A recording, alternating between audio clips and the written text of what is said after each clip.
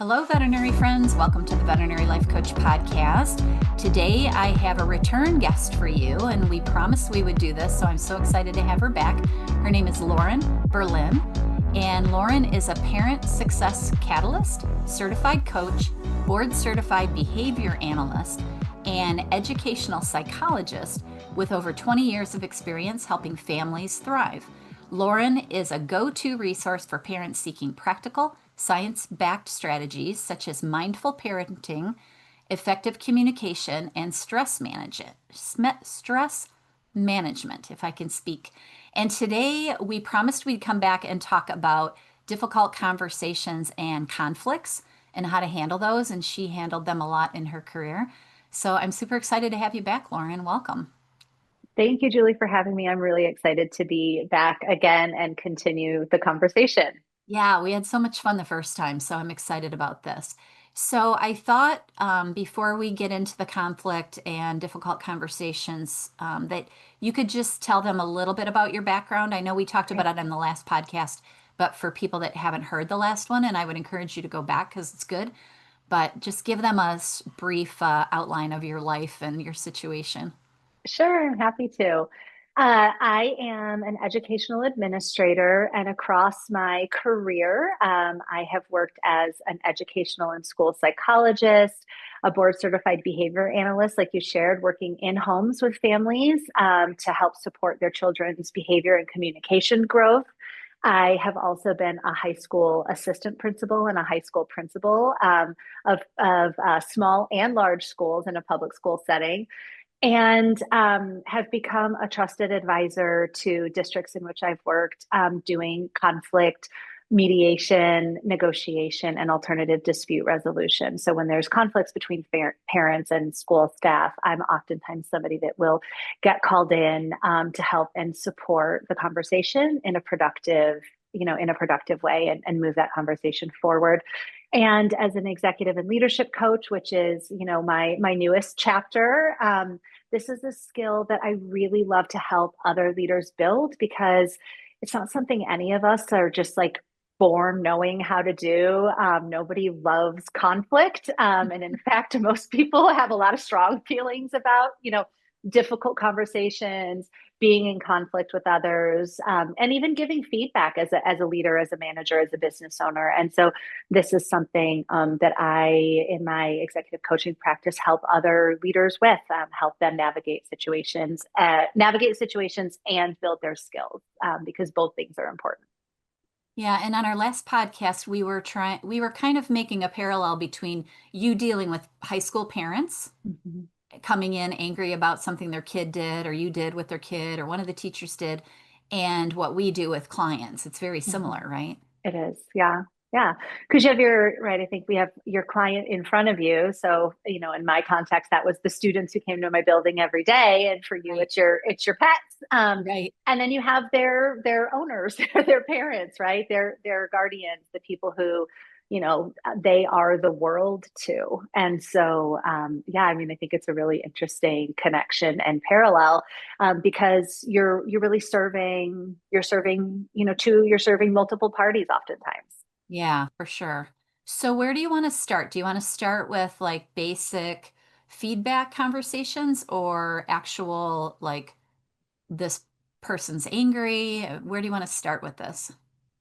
Oh man, let's just dive right into the person's angry, because I feel like everybody, when you say think about a time when, for the purpose of this podcast, think about a time where you were, in the room and, your client just was mad. Like they were So, just so angry. the surprise anger, Yeah, like something you that we just, can't prepare for, because we fear that yeah. every time we walk in a room, right? What if this person's not nice, or what if they say something mean to me, or what if they start yelling? Yeah, and I think when you Okay. say that, like think about a time when, I imagine every listener's like they can't, it's not just that they remember it, they can see the room, right? Like, Yes. Yes, you absolutely can. Yeah, I one popped into my mind. I'm like, there was a really bad one time.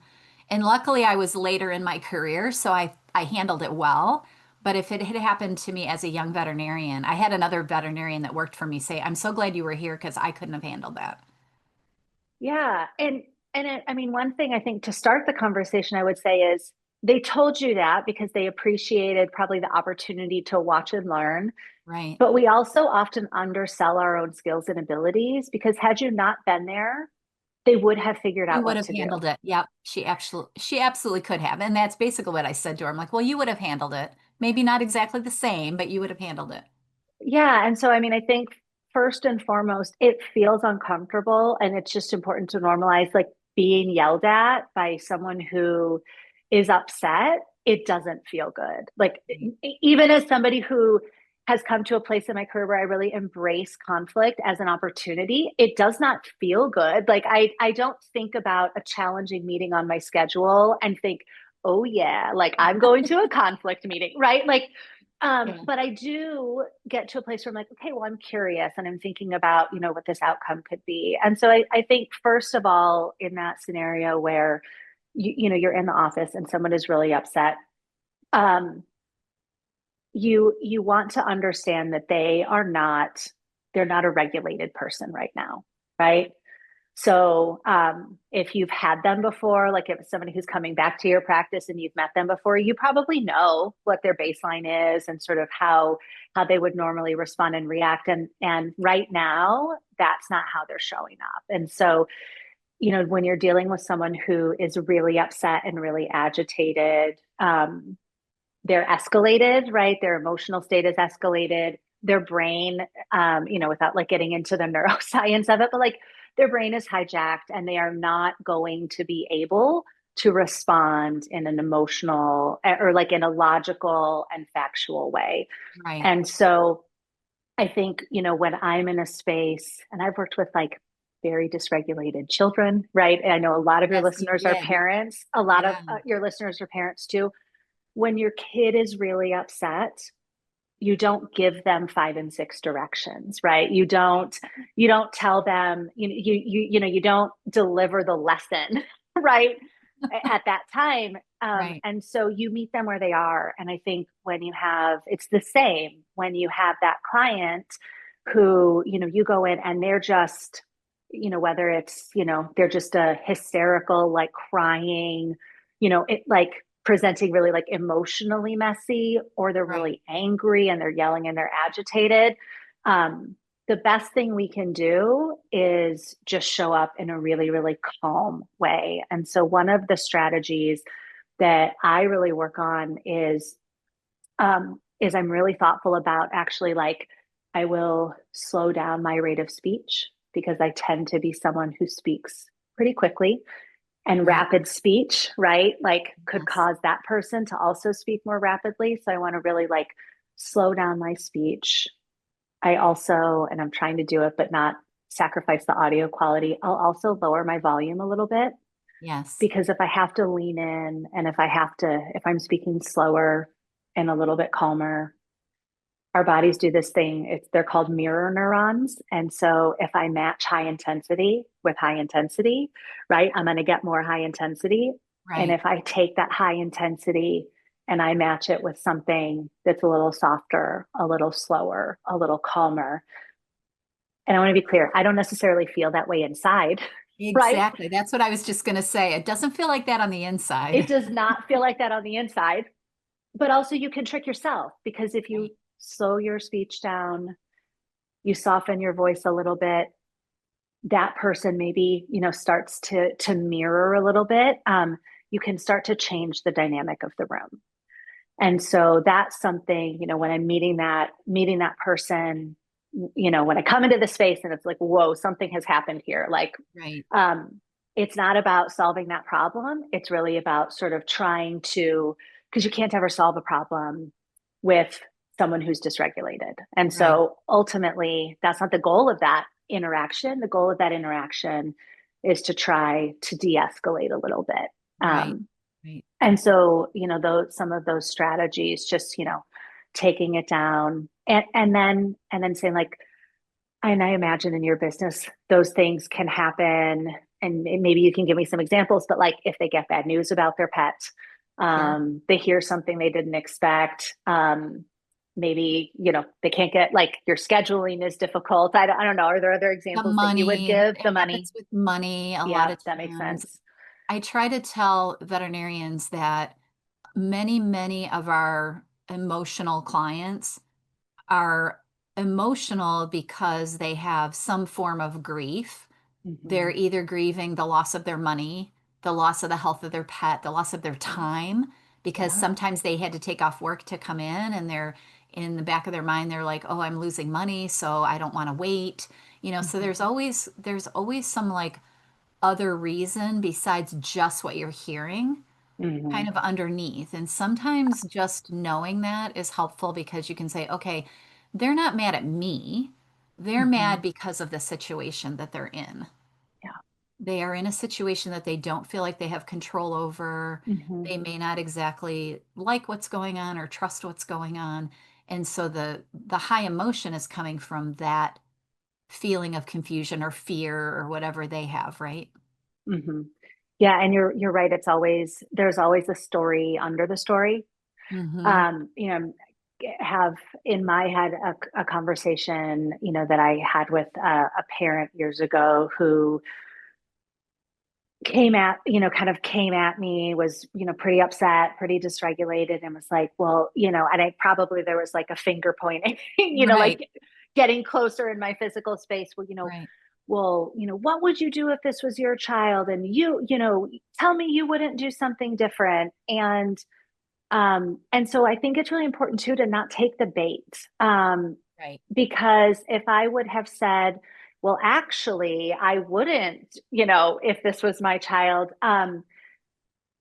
that's not like that. What they're upset about is what's happening to their child. And so in that example, actually what I said in the moment was, I hear you, but I think that this really isn't about what I would do.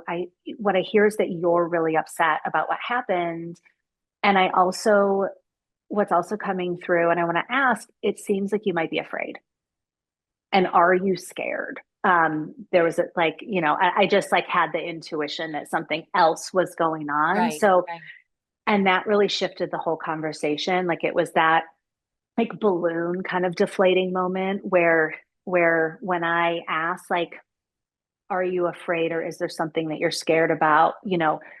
Naming what I saw underneath Right. enabled her. I mean, like, right, you can picture when that person like goes from this just whatever, like big escalated bear to like, oh, and then we were able to, right, have a very different conversation than, well, what would you do in my shoes? And this like kind of back and forth blame game Right. where we're pitted against each other. That's never a productive place to be. I think one of Right. the things I want to highlight is, if you are trying to win a conversation, you've already lost. Um, Right. Right. You can't go into it with the thought that I know I'm right and mhm, they're wrong, and I'm mhm, going to prove it to them. yeah. I've had some employees that got really defensive every time, and I was just like, it just doesn't work. It doesn't Mhm, matter. If they want to say you did something and you didn't really do it, that's not the problem here. You yeah. can address that later, but if you just start defending yourself, it Mhm. does escalate, doesn't it? Yeah, and I think it's about, like you said, it's what's underneath what's going on. And Right. so again, I think, in the moment when you're with that person, it's probably not the time to figure out what's underneath, because first and foremost, it's about, kind of de-escalate that, whatever. That's a behaviorist term. So, Right, but it's like, right. you know, de-escalating, calming down that situation. By modeling, right? The most effective way is to just model what it is that you're hoping to see, right? The slower pace. We talked about like body posture, like how are you holding your body? Are you sitting? Are you like, how can you embrace and embody the things that look calm and in Yes. control, so that then that other person, right, can start to sort of match that. And that might be enough for that day, right? And then Right. it set the stage for a second conversation.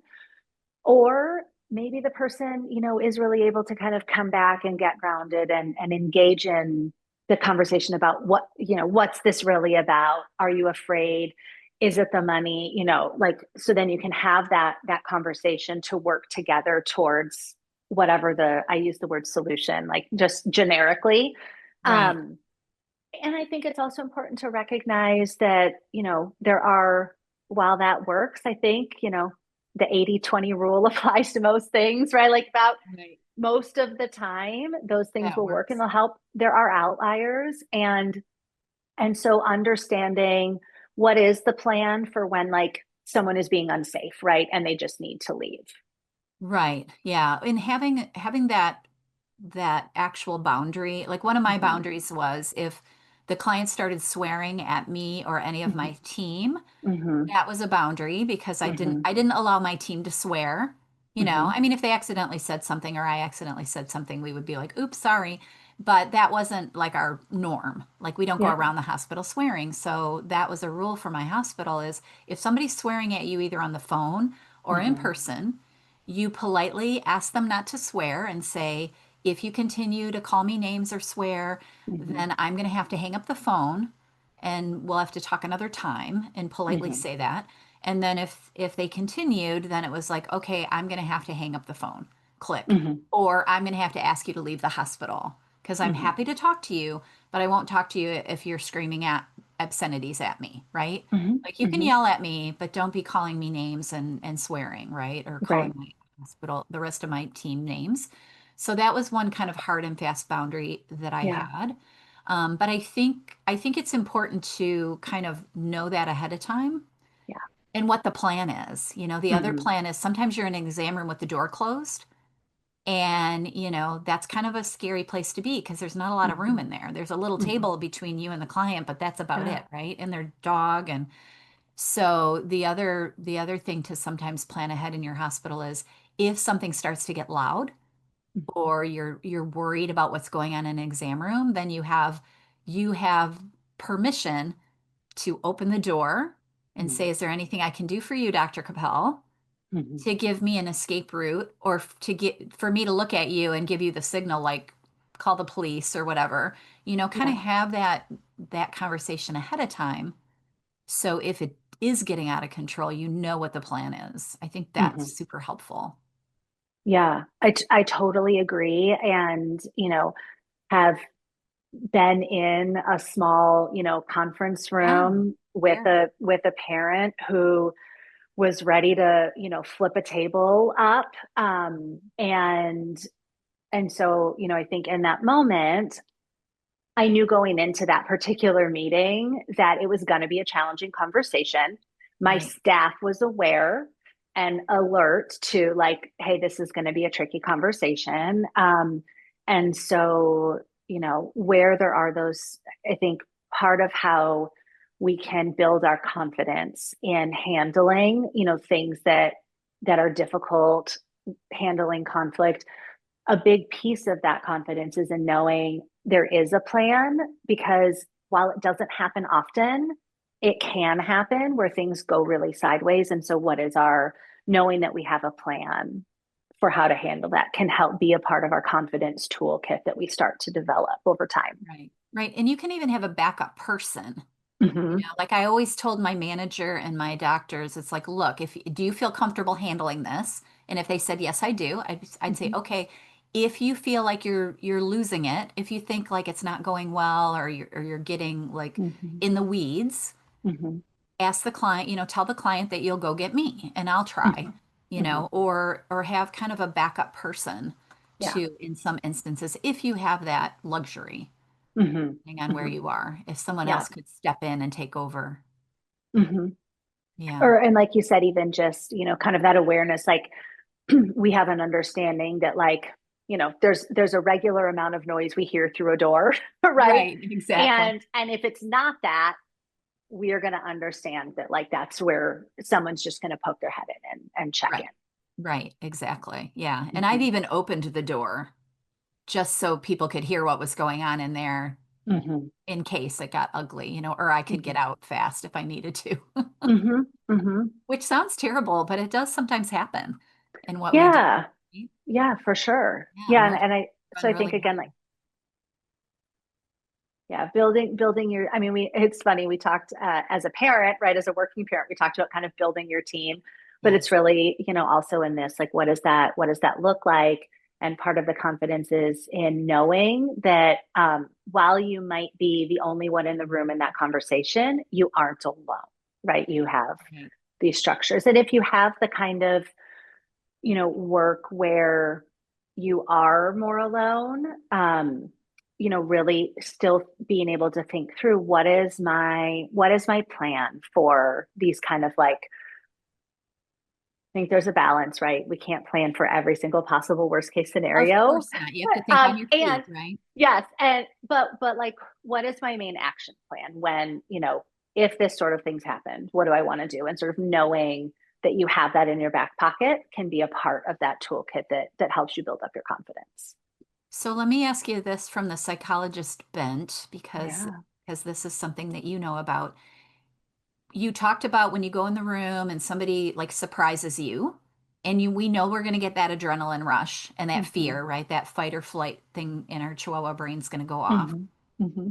What do you recommend to people in that moment to try to remain present so that brain doesn't freak you out so much that you just kind of freeze up and don't know what to do?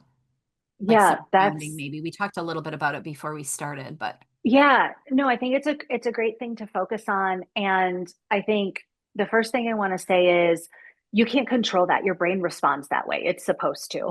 And so right, that's the part of like, you're not alone in this and you're not the only one who feels this way. We actually, every single one of us feels this way because that's our brain saying, like, hey, you might be in danger and it's my right, job to try to protect you.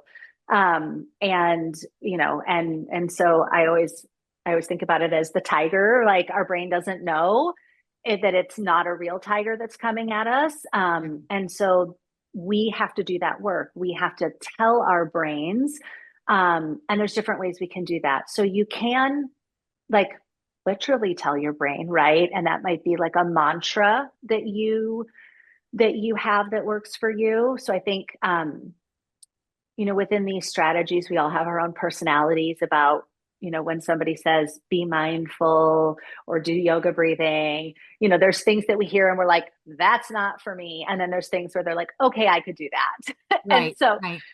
so, and so you want to do what's authentic to you because these are muscles that you can build. And so even if they're a little rusty right now, or those situations, really cause you great anxiety, right? If it's a continuum between like, these things cause me great anxiety to like, I know that I can trust myself in these situations. And there's a lot of in between.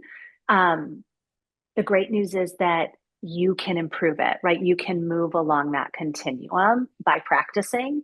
So it might be, like I said, going back to strategies, it might be a mantra. It might be that you say, like, I'm safe, I am safe right now. I got this. I can have this conversation. I have a plan. So you might have some words that you kind of just internally repeat to yourself.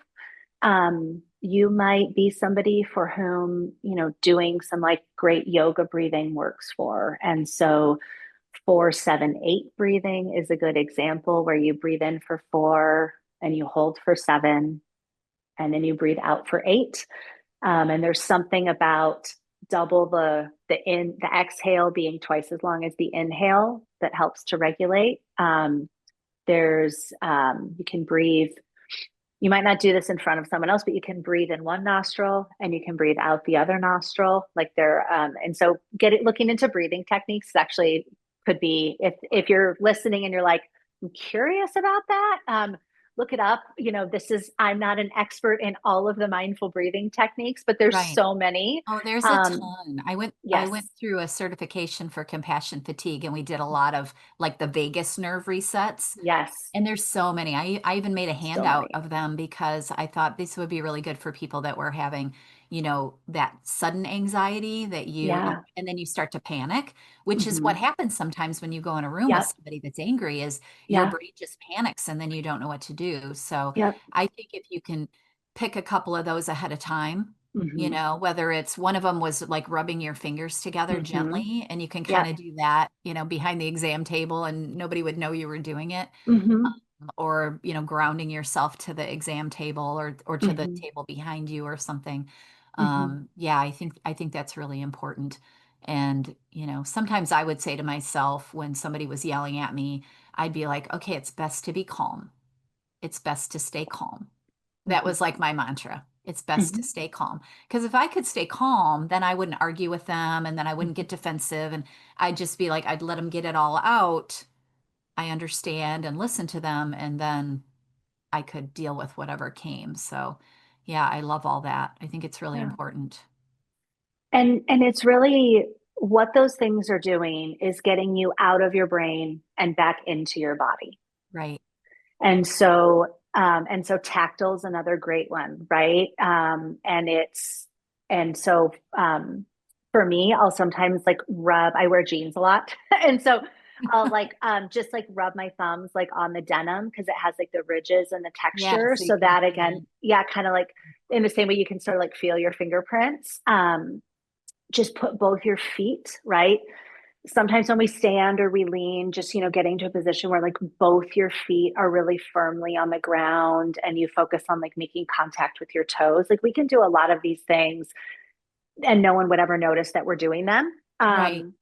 And sometimes, again, I think it's awareness of the situation. But if you are feeling like dysregulated, also, it's saying, I'm going to be like, I want to give me just a minute. I'm going to be right back. Yes, do that. And stepping out. And so cold water can be really effective too, like running cold water, running your hands under cold water, like even splashing it on your face. Like maybe you've worn makeup and you look great and you don't want to do that. But also like those things can, again, it's about ways to get out of the like mental swirl and like slow your brain back down, bring it back into your body. And so, but the moment to try those things for the first time is not the moment. um, when you're When like, you're really bad. oh, Yeah. I heard that podcast 3 weeks ago, and like now I want to try. Was it 4-7-8 breathing? Was it 1-3-5 breathing? There was some kind of breathing, right? So, Right, right. And what do um, you touch? Do you touch your jeans or the counter or what? Yeah. yeah, and so I think again, like if an outcome is that people start to, put some things in like a confidence toolkit that they're building, I love one it. of those things is I have a plan. Like for if things go bad, we have a plan. Another thing is I part of my plan is I want to start to practice what I do to stay calm because in your business, you can predict you're going to have difficult conversations on some regular basis, right? Like it might not be Right. daily, but I would guess it's weekly. Yeah, probably. I mean, difficult to different levels, right? They're not Yep. always like at a 10, Mm-hmm. but you'll have some eights, you'll have some sixes, you'll have Yeah. even some of the lower level conflicts are Mm-hmm. upsetting to a lot of people. Yeah. Yeah. And if you start to, right, I think as you put these things in your toolkit and you start to build your confidence, and you and I, we both talked about as we were launching the call that we didn't start feeling confidence in this area. We built it over time.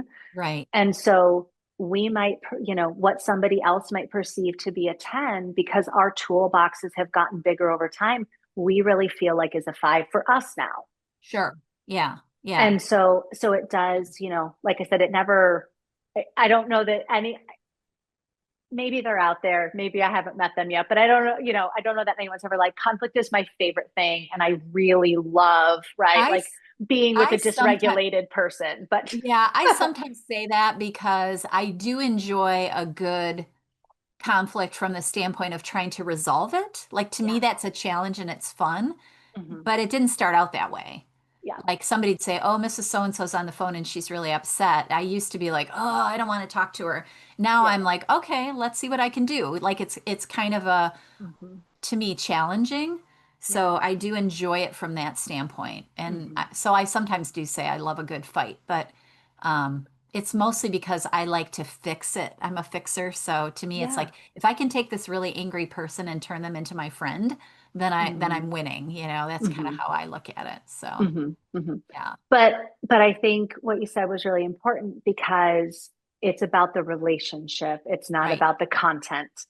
And Yes. so I think that that's really important. And that I think is why I have, built a reputation across my career of being successful in these conversations. It's not because I know the right words to choose to bring a family to like an end point. It's because I root my conversations in relationship building. Yeah. And so,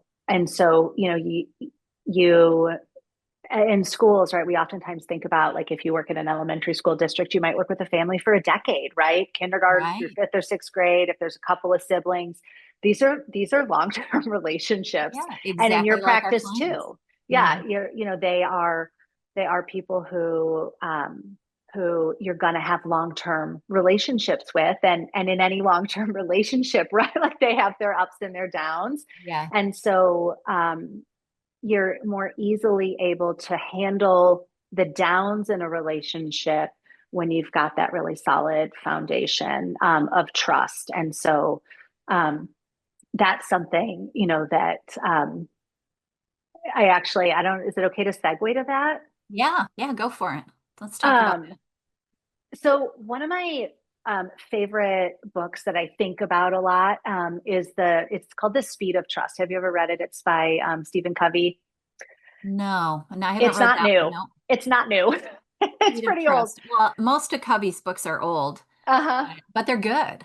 Yes. And what I really love about this book and like in my work with, coaching and supporting leaders, I come back to this one a lot because trust is built, he kind of frames it as trust is built on both competence and character, and that there's multiple facets. And so in a lot of our professions, we want to be trusted because we're good at what we do and we're skilled and we're knowledgeable and like we're the expert. And Right. that is a part of it. And it's an important part of how you build trust is by being an expert, delivering results. But there's a whole other piece to the puzzle on your character, right? Like what is your intent and what is your integrity? So are you reliable? Do you show up? Do you do the things you say you were going to do? And so over time in your practice, it's like, yes, I'm a good and I'm a skilled that, and um, we maintain our appointments and we run on time, or we communicate when we don't, or in the intent, right, we're clear with our communication, and we develop deep relationships, right, like a little bit about me, I know a little bit about you, and so there's these facets to deepening trust that and the analogy in the book that I think is really helpful is that there's sort of these ongoing deposits that you make if you think of it like a bank. um, and you need a big balance because if you make a trust withdrawal, like, right, a violation of Right. trust is always a really big withdrawal, and Right. so having that foundation is really really important, and yes, the skills and the competence is a piece of that, but there's these other components too. Right. And that's why communication is so important. Hmm. Like get being good at communication, even in the day to day, Hmm. helps build those blocks of trust with these clients, correct? Yeah, yeah, exactly. Yeah. And that by that's the you said blocks of trust, that's actually like the analogy we use in our house with our kids. um Okay. is they're super into Lego, so it's like, when you build, like you have to build trust, and it's you have to build it one brick at a time. And when you break it, when you knock the tower down, sometimes only one or two fall off, sometimes the whole tower crashes, like, but you can't always rebuild it, right? You have to start over, but Right. really thinking about, making sure that, you've got those deposits in the bank. And so that you can build on that. But I really love that framework because, um, building trust in relationships is something, again, in that toolbox, that's something that is in our control.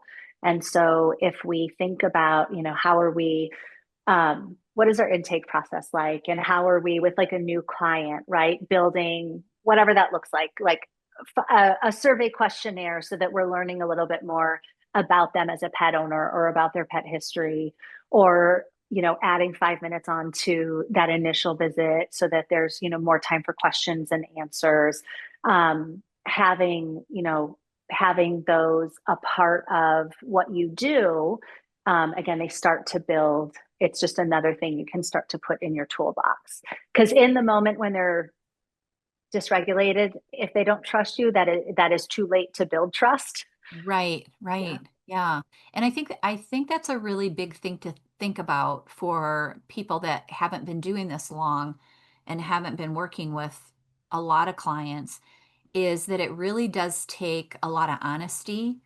It really takes a lot of kind of listening, which wasn't always my favorite thing to do because I was in a hurry. So I would have to sometimes, if I felt really rushed because I knew people were waiting and people wanted to tell me their story, I would Mhm. have to say, okay, you're just going to have to listen to this, whether you like it or not, and relate to it a little bit, because that will help build the trust. And then if I didn't know what was wrong, client comes in and you're like, I have no idea what's wrong with your pet, saying that. And Mhm. we're so afraid to do that as veterinarians because we think we should know everything, but sometimes you just don't. And Right. so it's better to tell that client, look, I'm really not sure what's going on, but here's what I think we should do to find out. Here's who we can call. Here's where we can go. Like there's lots of options, but Mhm. just being honest and not trying to, cover up your insecurity with BS, because Right. people see that. Yeah.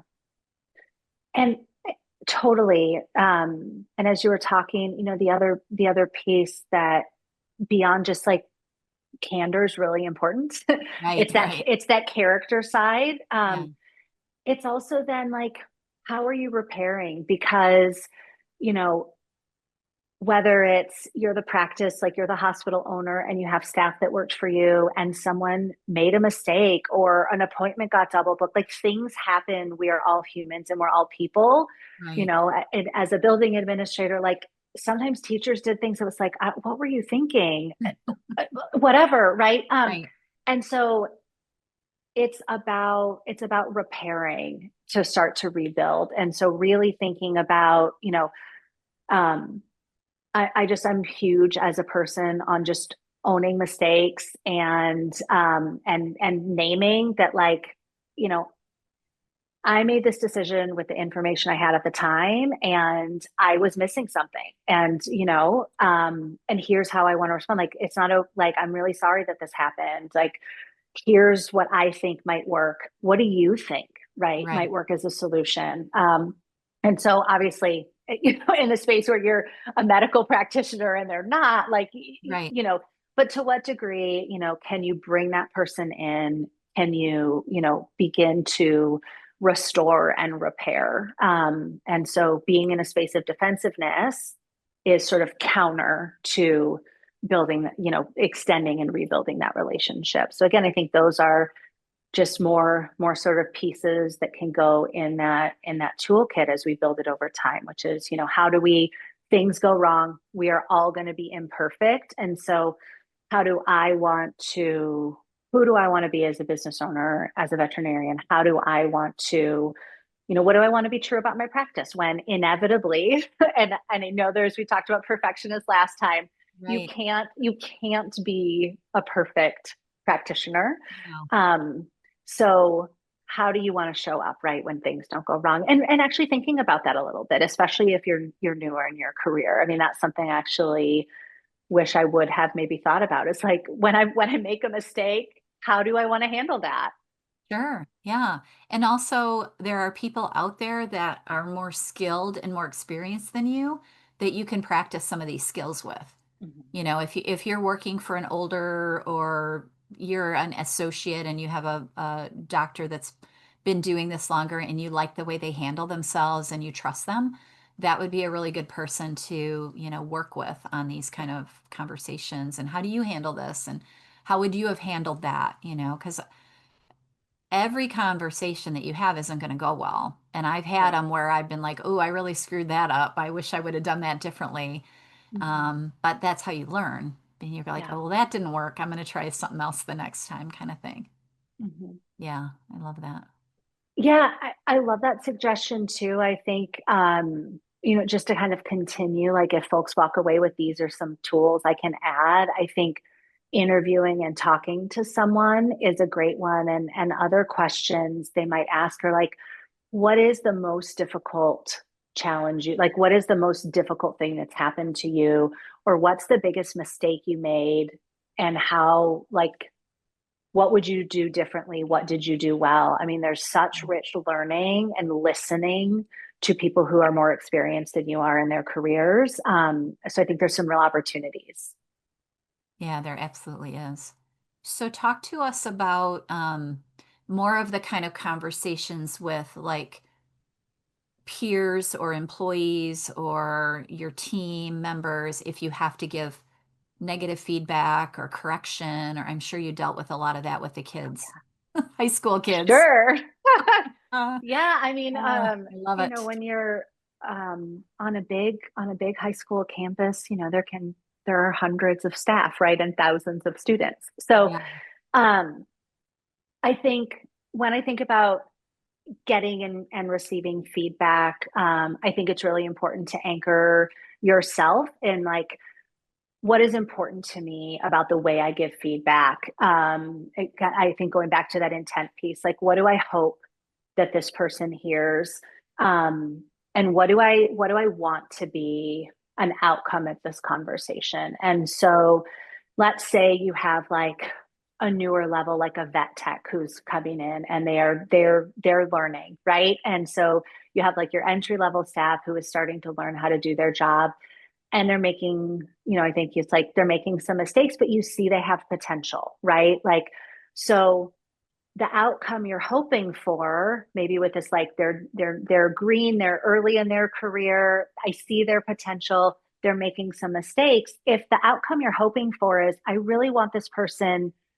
to hear me and walk away knowing that like they need some practice, they need to do some more observations, they need to like go do some studying, whatever you might be prescribing, but I believe in them and I want to give it a chance, then I might even say that up front, like, hey, Sure. I know this might be a hard conversation, I'm coming to give you some feedback.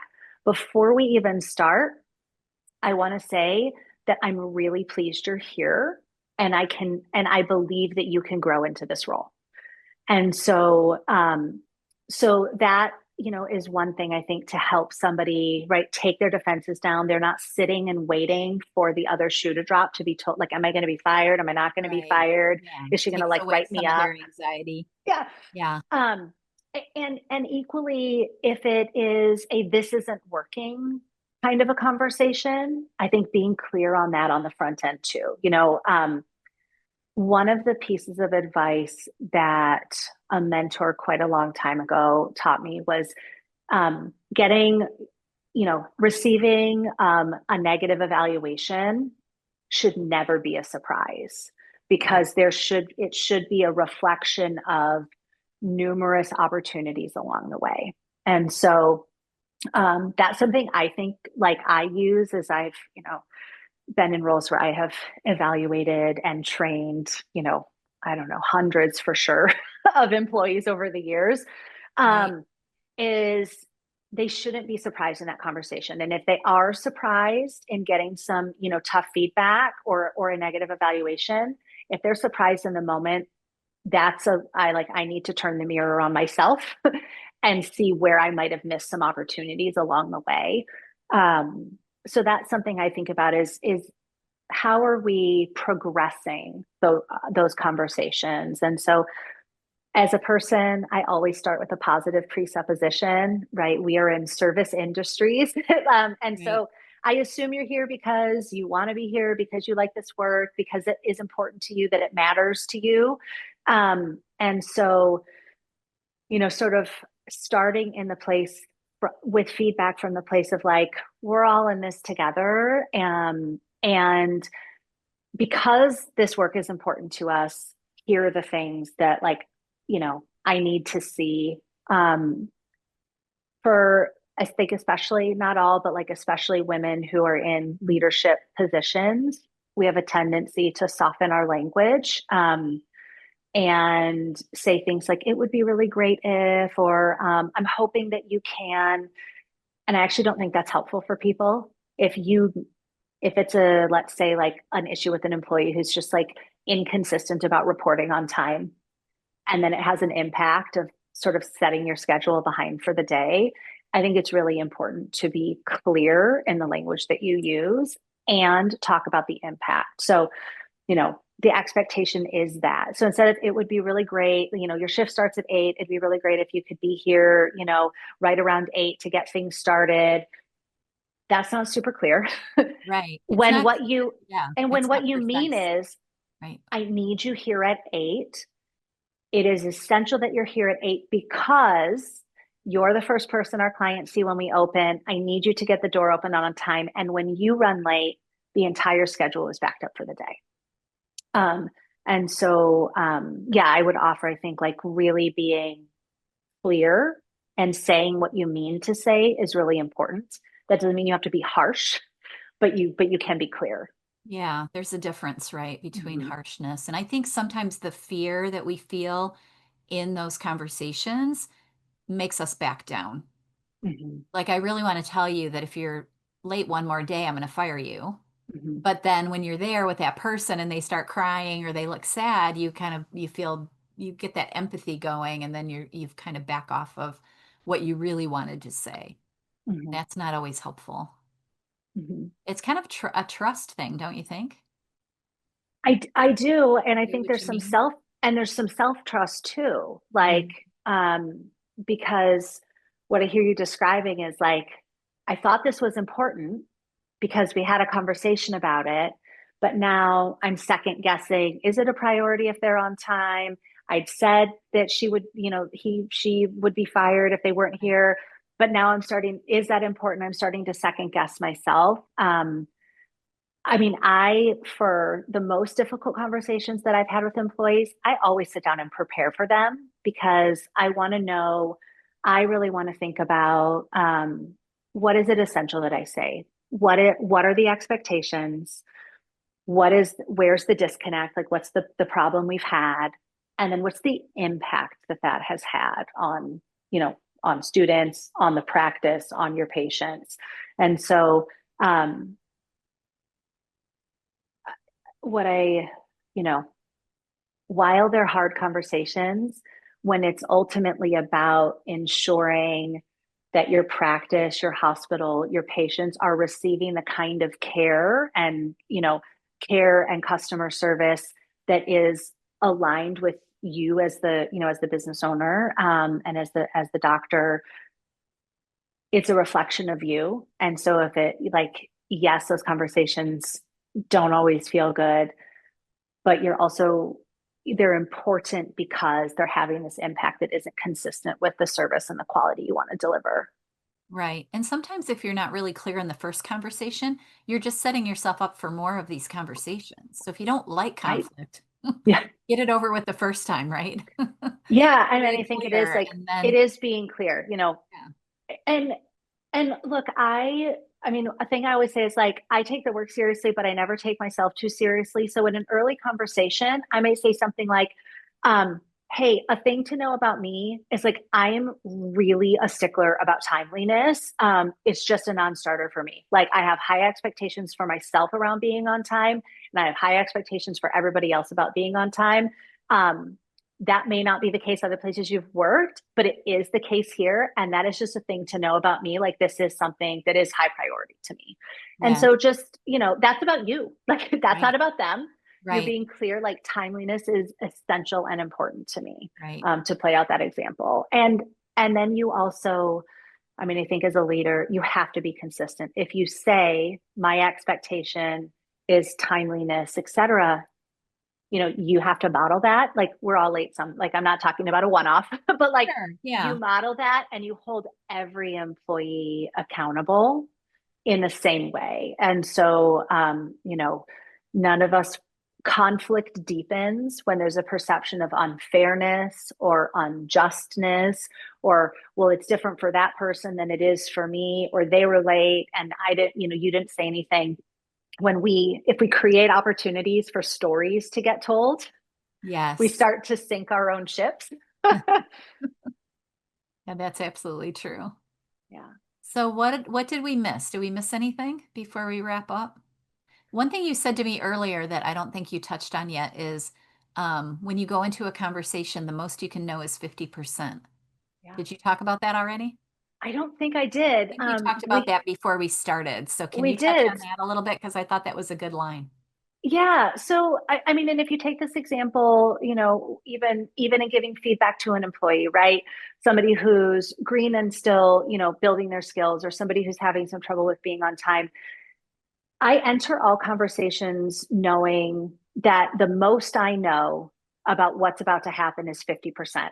And that's only if there's two conversation partners. Right. So I know my background, I know my perception, I know my story, I know my reality, but I cannot know theirs. Even if I know a little bit of their story and if I know a little bit of their background, I don't know how they experienced this interaction, or even how they're receiving this feedback in that meeting. And so, and I think, one of my favorite tools that I keep in my toolbox is curiosity and openness to the fact that I don't know what this other person's experiences have been. And, even if I'm trying to think of a good example, like, you know, I I saw a student do X, Y, and Z thing. And you're like, you've seen an employee, they came in late, they threw their like they came in late, they ran into the room, and you saw this all happen, right? So your perspective is like, they were late, I watched it happen, Right. and they're like, no, I wasn't. And you're like, but like, yes, you were. Like I saw you come in late. Um, instead of so what I might do, instead of digging my heels in about saying like, you were late, I watched you be late, I checked my watch, like, I might like, that's where I would tap into curiosity and be like, I thought, like, I had written down that your shift started at 8 o'clock today. It looked like you came in at 8:05. Can you tell me from your, like, what am I missing? Like, can you help Right. me understand your Right. perspective? And like, maybe they thought, maybe they left their house thinking they were starting at 8:30. They realized while they were driving they started at 8. So maybe they're, whatever. Our car radios aren't wrong anymore, but like, Right. like, perhaps there is an error. Perhaps they're started off. Maybe they're lying about it, but maybe they're not. And so I don't ever want to lead with an assumption. I want to understand what their perspective is. And I want to be open, like genuinely and authentically open to that. So saying I know 50% is, I know that I thought they started at 8. I know that they came in at 8:05. I know they rushed right into their job. And so that's my truth, but I don't know theirs until I ask. And so really, thinking about, and whether this is with, with your clients, your patients as well, just thinking about what is their perspective, being curious and open to hearing it. Maybe your technician, describes something that happened in a procedure, and you believe them, they're your employee, and their perspective is their truth, but the client, the dog mom, the dog dad experience something different. So it's not about, I think, going back to, like, it's not about winning the conversation. I i, I think, as a byproduct of working with teenagers for a really long time, I assume I'm never going to know exactly what The real happened. story. Right. And that's okay. You Right. don't, because you don't actually have to oftentimes know the whole story, because no one's ever always going to agree on the same exact version of events. Right. So how do you learn enough, right? How do you have enough curiosity, knowing that the most you could know without asking is half? Yeah, I love that. And just going into any of those conflict or difficult conversations with curiosity and calmness, I Hmm. think is a really good first step because anytime a client's upset or angry about something, you only know the story that the team's telling you or Hmm. that you saw with your own eyes, but they have a whole different view of it. And so Hmm. if you could just ask them, Hmm. like, what happened? What are you feeling? What do you think happened? Just keep getting the facts from them and hear their story. I mean, a lot of times that's all they want. They Hmm. want somebody that just listens Hmm. because sometimes you can't fix it. It's already Right. done. Somebody said something or treated them badly and you can't really fix it. All you can do is listen and apologize if it was truly a mistake on your team's part, and then try to move forward with that client and build that trust back. Yeah. It's And I super think important. to just close the connection, the two things that does that we've already talked about are you're helping that person who maybe was upset and agitated tap into their body right over just the dysregulation. It can break a cycle of tension when they're having to answer questions, share their perspective, and share their story. It takes them out of, shouting and anger and blaming. It actually helps regulate a stress response. So it's a good tool. Yeah. and and you're building that relationship, so you're engaging in repair pieces, as some trust has been broken, and so these pieces really do like all fit together. And what I would encourage your listeners to do is, think about what parts of this you want to practice, because none of these are all things that we're all learning and practicing and getting better at. No one was ever perfect at these to start, and everyone can continue to grow. Right, right. And you're never done learning No, about this, right? no. I've had situations where I've been like, oh, that didn't go well. What did I do wrong? You can kind of Mhm. debrief yourself after and Mhm. say, okay, where did I think it went wrong? Because if you're with a really angry person and they start to come down and then you say something and they ramp back up, it was probably what you said. Mhm. Because I've had that happen where I'm like, I'm winning, I'm getting them to calm, and then all of a sudden I say something and then they go right back, and you're like, oh, Mhm. I shouldn't have said that. But it's okay because then you can just start Yeah. over and start to bring them down again. Yeah. Not that you've lost. And it's not a win-lose, right? Right. Right. I mean, I think again, it's back to like these are long-term relationships that are going to have their ups and downs. And so, how do you show up in a way that, feels right to you, feels like, how you want your practice to feel, and how you want to show up, in these long-term relationships for your clients. And just keep working at it because we're all a work in progress in this space. And if you need help, email Yeah. us, talk to Yes. us. We can Yes. absolutely help you through some of this, or Yeah, listen to absolutely. other podcasts, read books about it. I mean, there's so many Hmm. ways that you can learn these skills. I think Yeah. the thing that you don't want to do is let the fear Hmm. of entering into these things overwhelm you, so you never want to do it because then you can't get Exactly. better, right? Hmm. Hmm. Yeah. Exactly.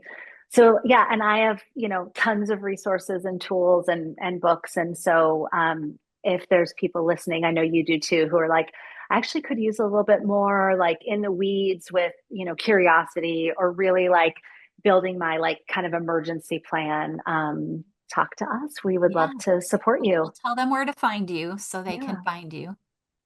Tell them where to look for you if they want to get a hold of Oh you. yeah. My website is the best place. It's laurenberlincoaching.com. And you can also find me on LinkedIn, Lauren Berlin. I love it. Okay, is that I think we did a great job. Yeah, thank you so much for having me back. Let's This was really, let's really pat fun.